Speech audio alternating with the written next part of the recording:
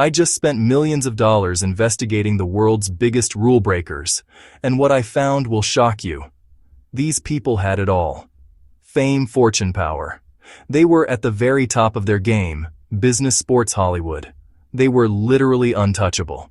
But they hid a dark secret that would bring their empires crashing down. In today's video, we expose these secrets and count down 4 people who paid the ultimate price. Imagine building a billion-dollar company, winning the world's toughest race 7 times in a row, becoming one of the most powerful people in your industry. Now, imagine losing it all in the blink of an eye. First up is Elizabeth Holmes, a name that once symbolized incredible innovation and the promise of a revolution in healthcare. She dropped out of Stanford University at just 19 years old to start her company, Theranos. Her vision was nothing short of genius, something that could change the lives of millions, even billions, of people around the world. She promised a future where a single, tiny drop of blood from your fingertip could be used to run hundreds of medical tests, cholesterol levels, early cancer detection. This idea was so powerful, so compelling, that it attracted some of the biggest names in the world.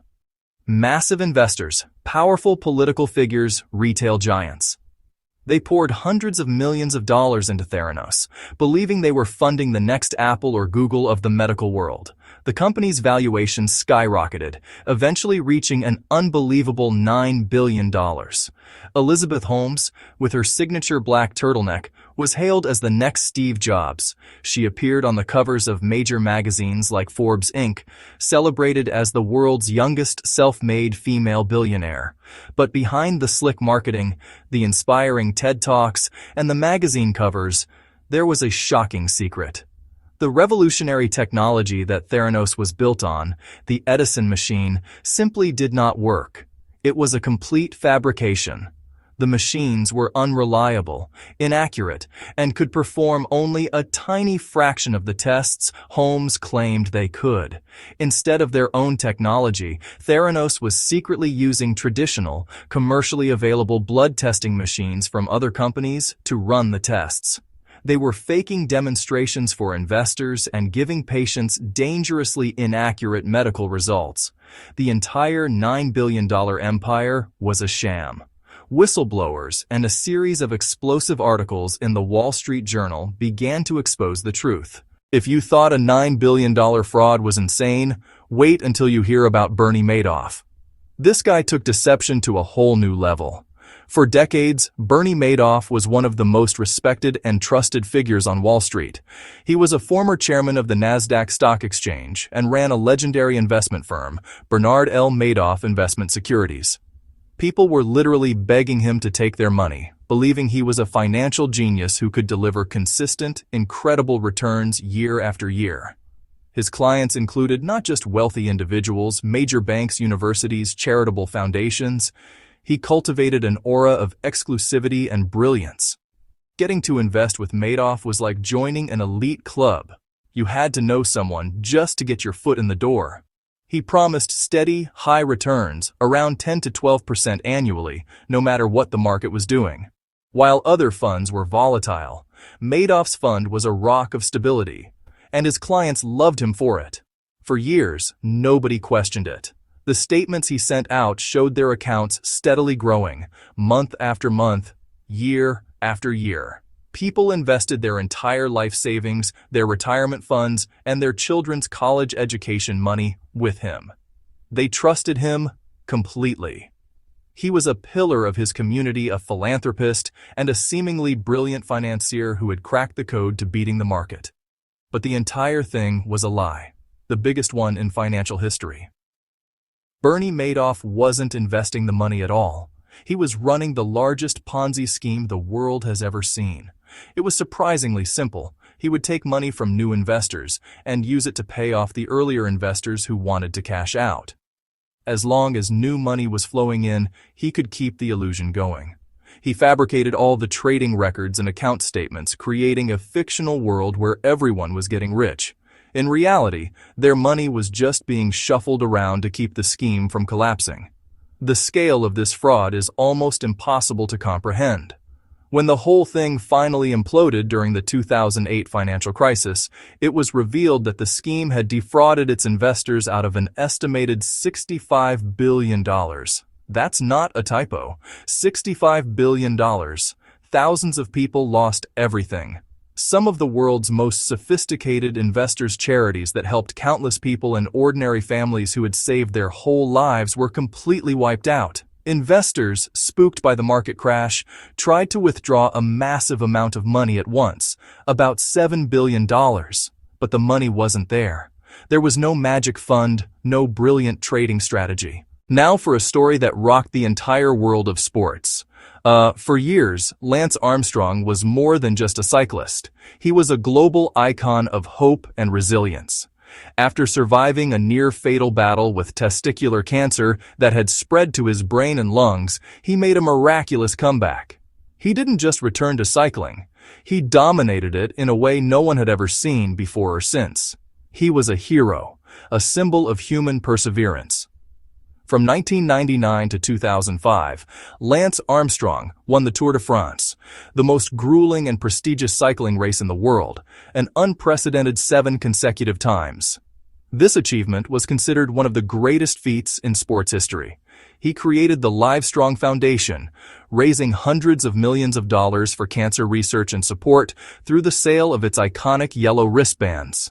Millions of people wore them as a badge of solidarity and inspiration. Armstrong was fierce, charismatic, and incredibly defiant against anyone who questioned him. For years, rumors and accusations of doping swirled around him and his U.S. Postal Service team. Journalists, former teammates, and officials all raised suspicions, but Armstrong fought back with incredible ferocity. He sued his accusers, publicly shamed them, and used his powerful platform to dismiss every allegation as the bitter jealousy of his rivals. He passed hundreds of drug tests and swore he was the most tested athlete on the planet, always clean. He convinced the world he was a victim of a witch hunt. His denials were so passionate, so convincing, that for a long time, the public and his sponsors stood firmly by his side. He was a cancer survivor, a champion, and a philanthropist. How could he possibly be a cheater? Breaking the rules seemed unthinkable for a man who represented so much good in the world. But the truth was far darker and more complex than anyone could have imagined. The dam of lies finally broke thanks to a massive federal investigation and a detailed report from the United States Anti-Doping Agency, or USADA.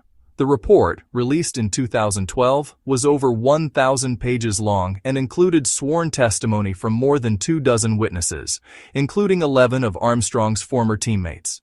It described his team's operation as the most sophisticated, professionalized, and successful doping program that sport has ever seen. It was a bombshell that blew his entire legacy to pieces. Our final story takes us to Hollywood, the land of dreams where one man ruled as a king for decades. His name was Harvey Weinstein. As the co-founder of Miramax and later the Weinstein Company, he was one of the most powerful and influential producers in the film industry. His movies were legendary, winning hundreds of Academy Awards. Pulp Fiction, Good Will Hunting, The King's Speech. For actors, directors, writers, getting a call from Harvey Weinstein could change your life. He had the power to make or break careers. He was known for his aggressive tactics. He had an incredible ability to campaign for Oscars, nicknamed Harvey Scissorhands for ruthless editing. Also seen as a genius hitmaker. To be in his orbit was to be at the center of power in Hollywood. He was revered. He was feared. He seemed untouchable. But behind the glamorous premieres and award speeches, he was hiding a monstrous secret. For decades, he used his power to systematically abuse and assault women. He operated with impunity, creating a culture of fear and silence. Actresses, assistants, other women in the industry. The stories were disturbingly similar. He would lure women to hotel rooms or private offices under the guise of a business meeting or a script discussion. Once there, he would make unwanted sexual advances, demand massages, or expose himself. He used his gatekeeper power as a weapon, threatening to ruin careers. Everything changed in October 2017.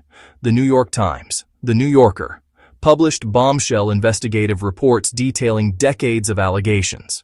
We'll show every single detail. This isn't just mistakes, it's massive deception, huge scandals, shocking consequences. We'll dive into how they did it, why they did it, and the insane fallout. So smash that subscribe button. You won't want to miss a second. We start with a woman who promised to change medicine forever, but ended up facing over a decade in prison. This is insane. From a self-made billionaire to a federal inmate, her journey is a stark reminder of the devastating price of deception.